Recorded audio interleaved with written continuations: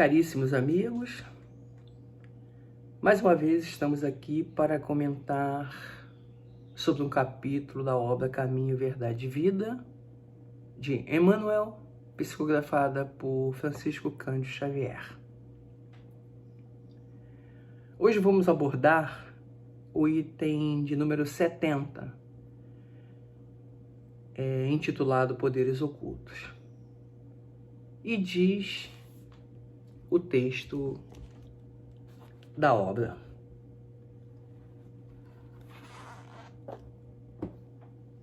e onde quer que ele entrava, fosse nas cidades, nas aldeias ou nos campos, depunha os enfermos nas praças e lhe rogavam que os deixasse tocar ao menos na orla do seu vestido.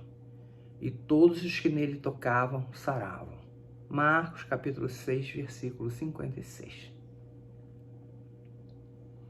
Não raro, surge nas fileiras espiritualistas estudiosos afoitos a procurar, de qualquer modo, a aquisição de poderes ocultos que lhes confira posição de evidência.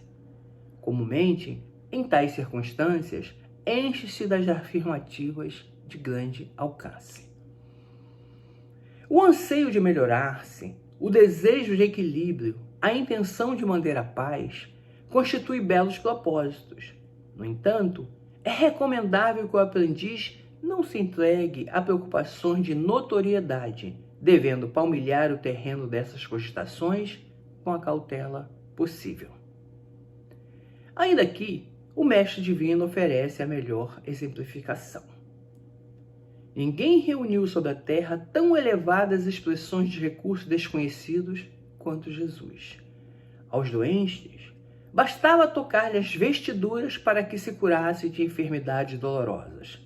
Suas mãos devolviam o movimento aos paralíticos, a visão aos cegos. Entretanto, no dia do Calvário, vemos o Mestre ferido e ultrajado, sem recorrer aos poderes que lhe constituíam o panágio divino em benefício da própria situação. Havendo cumprido a lei sublime do amor no serviço do Pai, entregou-se à sua vontade em se tratando dos interesses de si mesmo. A lição do Senhor é bastante significativa. É compreensível que o discípulo estude e se enriqueça de energias espirituais, recordando-se, porém, de que antes do nosso permanece o bem dos outros e que esse bem, distribuído no caminho da vida, é a voz que falará por nós a Deus e aos homens hoje ou amanhã.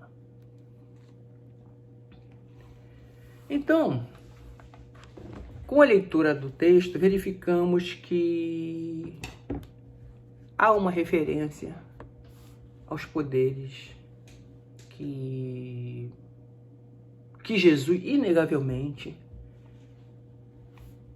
apresentava: o poder de curar, o poder de fazer com que aqueles que necessitavam de um tratamento, aqueles que passavam por uma situação de enfermidade, fossem imediatamente curados ao simples toque nas vestes de Jesus. Antes de falarmos por que as pessoas eram curadas por tocar na orla das vestes de Jesus, é necessário relembrar que dos tempos bíblicos, naqueles dias, havia muitas roupas que os homens usavam, como túnicas, mantas. Jesus costumava andar com uma túnica na maioria das vezes.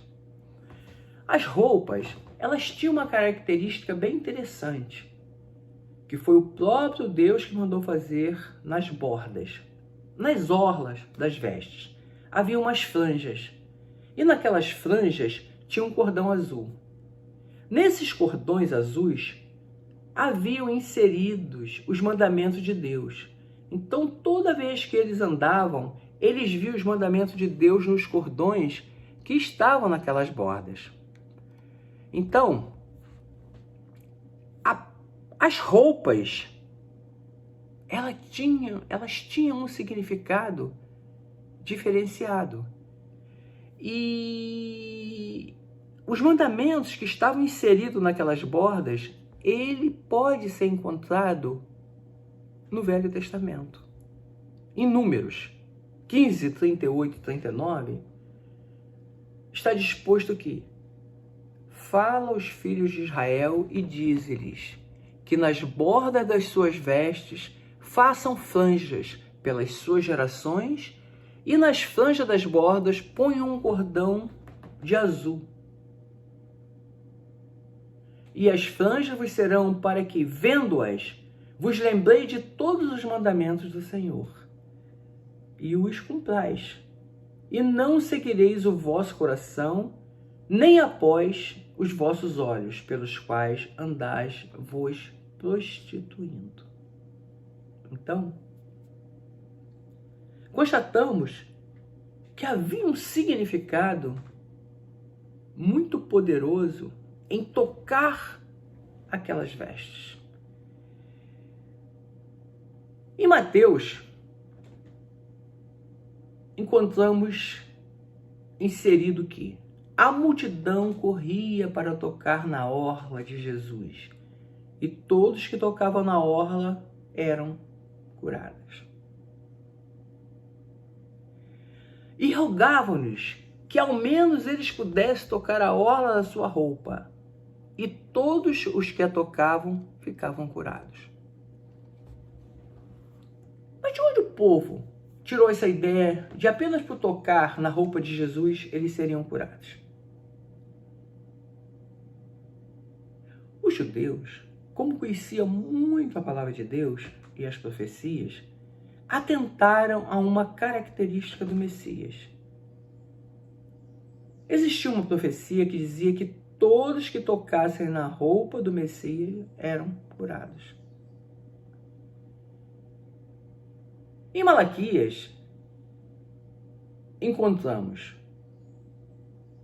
mas para vós, o que temeis o meu nome, nascerá o sol da justiça, e cura trará nas suas asas, e saireis e saltareis como bezerros de estribaria. E cura trará nas suas asas, nas suas orlas. Para os judeus, quando você fala em asa, ele já sabe que é a orla das roupas. Então todos os judeus já sabiam que se Jesus fosse realmente o Messias, apenas ao tocar a barra das suas roupas, seriam curados. Recordemos o que disse a mulher do fluxo de sangue, a hemorroísa, quando disse. Está lá em Mateus 5:28. Se eu tocar nas vestes, sararei. É muito emblemático essa colocação bíblica, porque todos sabiam que se Jesus fosse realmente o Messias, os simples toques em suas roupas ocasionaria a cura para as suas moléstias. E é por esse motivo que todos ficavam correndo atrás de Jesus para tocar nas orlas de suas vestes. Só assim, para eles saberem que Jesus era realmente um Messias. Então é este o verdadeiro motivo porque muitos queriam tocar as roupas de Jesus. E quando tocavam, eram curados. Vamos falar um pouquinho sobre o milagre. Segundo o dicionário, milagre é todo fato sobrenatural oposto às leis da natureza. Portanto, uma maravilha, um prodígio. Podemos associar com segurança a palavra milagre à pessoa de Jesus, que enquanto Deus se fez carne e habitou entre nós. Nos evangelhos, temos o registro de 35 milagres operados por Cristo, que revelam a extensão do domínio e do poder de Jesus, mostrando sua autoridade sobre a morte e o inferno, sobre o diabo e seus agentes, sobre as enfermidades e a própria natureza. Mas será que Jesus se limitou a apenas 35 milagres? 35 sinais e prodígios? A verdade é que Jesus realizou muito mais do que 35 milagres. É o que o apóstolo João nos diz no último versículo de seu evangelho.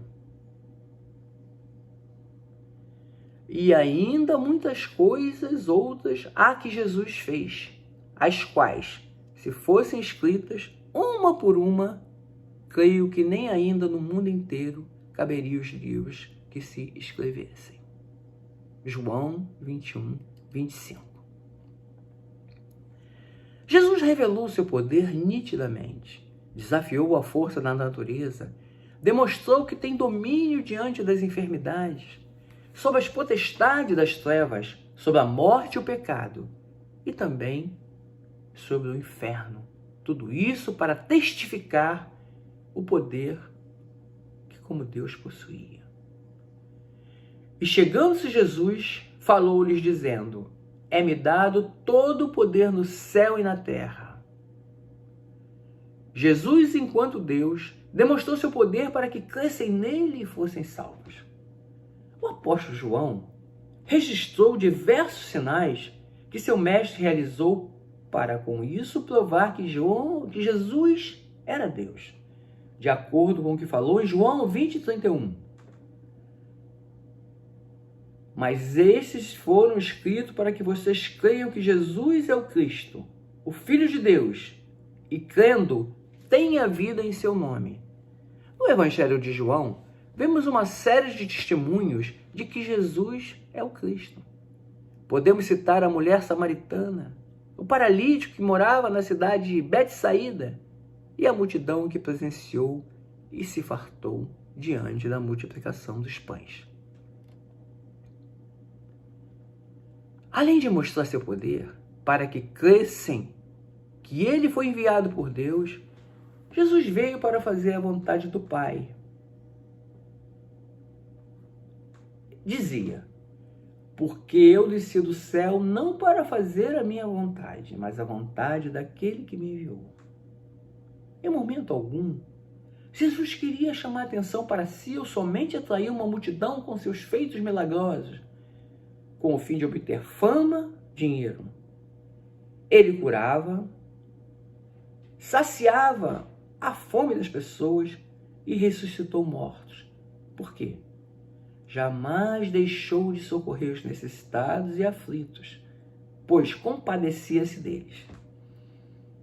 O sofrimento e o dor das pessoas que o cercavam chamava-lhe a atenção, e por isso ele sentia misericórdia e agia para os socorrer. E Jesus, saindo, viu uma grande multidão e, possuído de íntima compaixão para com ela, curou os seus enfermos. Mateus 14, 14. Outro episódio que mostra como Jesus se compadecia diante do sofrimento das pessoas foi quando Lázaro morreu. Quando Jesus chegou à cidade de Betânia, onde seus amigos Marta, Maria e Lázaro moravam, encontrou a seguinte cena: corações sem esperança e muito triste pela morte de seu ente querido. Marta foi ao encontro do mestre, enquanto Maria ficou em casa se lamentando, mas Jesus manda chamá-la. Esta vem rapidamente e, ao chegar próximo a Jesus, põe-se a chorar ao lembrar a possibilidade de cura do seu irmão. Se Jesus tivesse chegado uns dias antes, porque relembremos que Jesus foi avisado da morte de Lázaro, mas como ele sabia que Lázaro se encontrava, que não se encontrava morto, ele não teve aquela preocupação imediata. E isso fez com que os amigos ficassem um pouco inconsoláveis. Vendo Jesus que Maria estava triste e o que os judeus que acompanhavam também choravam, moveu-se de grande compaixão e também chorou. Jesus não chorou de tristeza, mas de compaixão e misericórdia, e também pela falta de fé que demonstraram. Diante dessa situação, chegando ao sepulcro, pede que retirem a pedra que a selava. Ainda sem crer que Jesus podia fazer o impossível, Marta declara: Senhor, já cheira mal, porque já se passaram 4 dias. E Jesus responde: não lhe falei que se você cresce, veria a glória de Deus? Obedecendo à voz do Mestre, retiram a pedra do sepulcro e puderam presenciar o poder de Jesus sobre a morte. Lázaro saiu do sepulcro, a ordem do seu amigo, e este pôde ir para casa em companhia de suas irmãs. Devemos ressaltar que fazer milagre não foi o motivo primordial de Jesus ao esvaziar-se de sua glória no céu e tornar-se servo, como diz Paulo em sua carta aos Filipenses, mas sim ser obediente ao Pai, a ponto de entregar a própria vida em nosso favor. Mas esvaziou-se a si mesmo, tomando a forma de servo, fazendo semelhante aos homens. E, achado na forma de homem, humilhou-se a si mesmo, sendo obediente até a morte. Jesus veio a este mundo para salvar o pecador da morte eterna. Não teria proveito algum a vinda de Jesus se este curasse o corpo físico das pessoas e não salvasse a alma da condenação. Portanto, o maior milagre que Jesus opera é a salvação do pecador. Recordemos que Jesus aguardou até os 30 anos de idade para iniciar seu ministério. 2 motivos nortearam a decisão que o levou a cumprir este protocolo.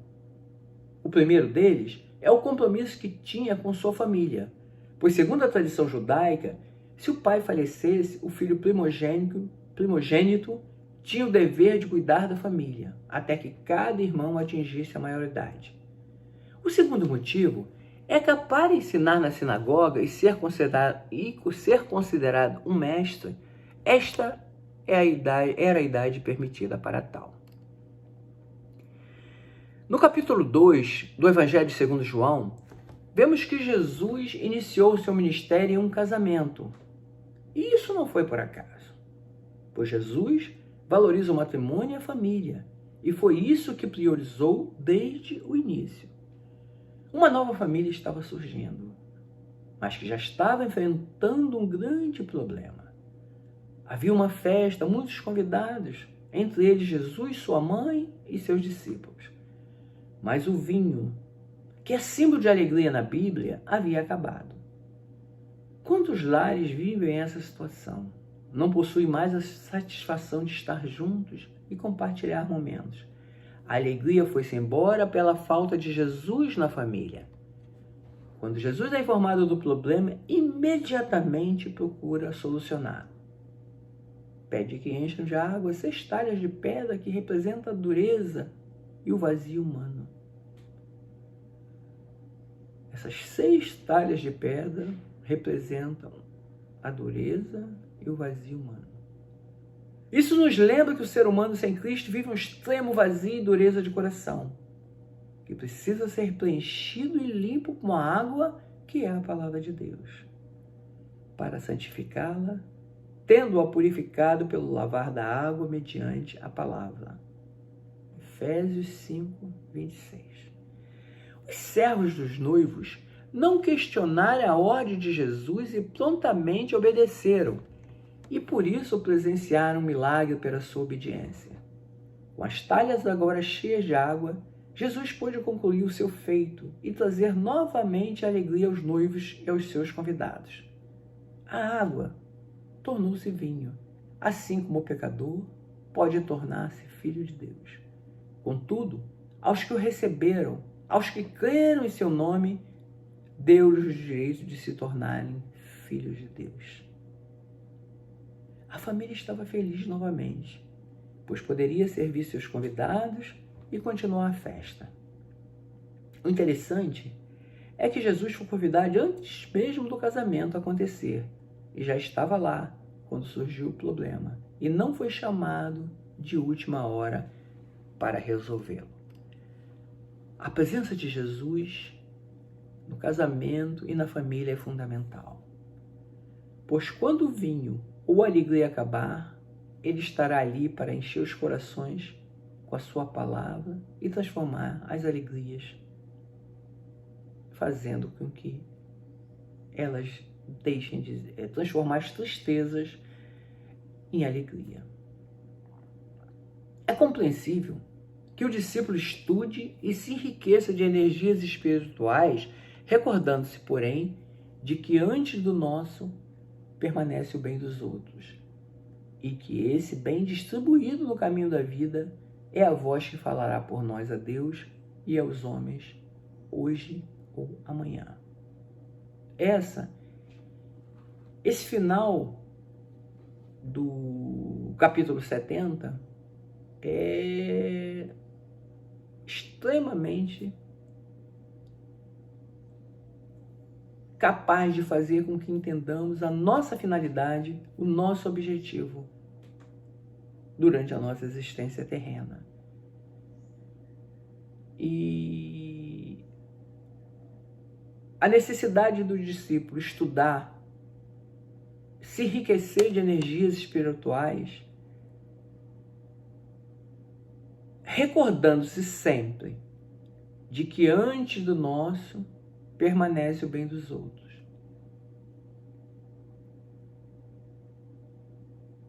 Distribuído no caminho da vida, é a voz que falará por nós a Deus e aos homens, hoje ou amanhã. Então, meus amigos, vimos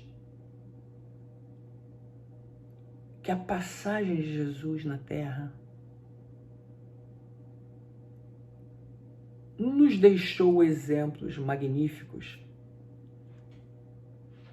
Precisamos compreender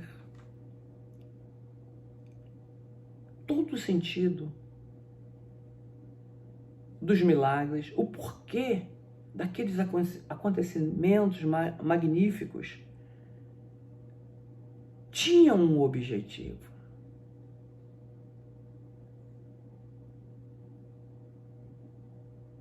Agora, estamos no final de um novo... Nós estamos ao final de um ano que foi bem difícil para muitos, para todos nós. Reflitamos sobre o papel de Jesus aqui na Terra e as lições que nos foram deixadas. Vamos estudar, vamos enriquecer a nossa vida de energias espirituais. Vamos trabalhar pelo bem comum.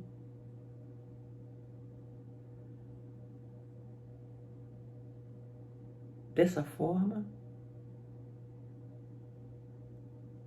fortalecendo o nosso espírito, teremos capacidade de enfrentar as adversidades, trabalhando sempre pelo bem comum.